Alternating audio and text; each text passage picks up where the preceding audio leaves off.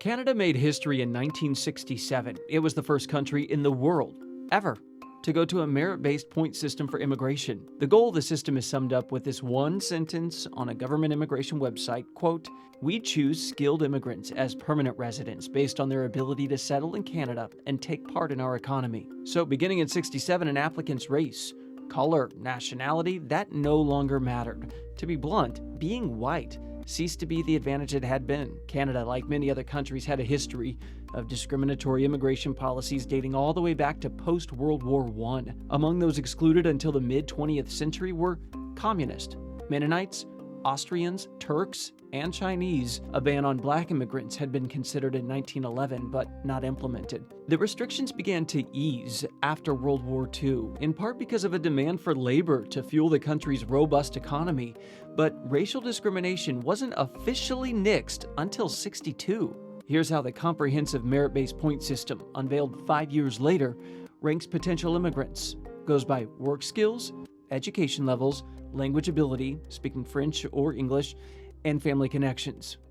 More specifically, applicants must first score at least 67 or better on a 100-point scale to be considered for immigration to Canada.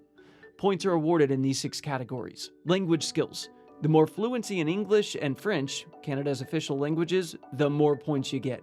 Education, 5 for a high school diploma, 19 for a 2-year college degree, 23 for a master's, and 25 for a PhD.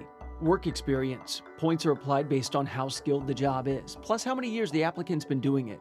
Age. Young people in the 18 to 35 bracket get the maximum, and then points decrease with age. Job offer from a Canadian employer. That's 10 points. Then adaptability.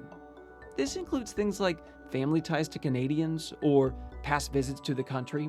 About 63% of those granted legal permanent residence are admitted for their economic skills. Canadians, they like the system and they like immigration. Recent polls show 82% think immigration has a positive impact on the economy, and support for migration has actually increased in recent years. One public affairs professor put it this way, quote, "The advantage of our system is the people who come in. Everyone agrees they've passed some sort of merit system. The Canadian population in particular is more willing to buy into immigration. They can see it's managed, and that's an advantage."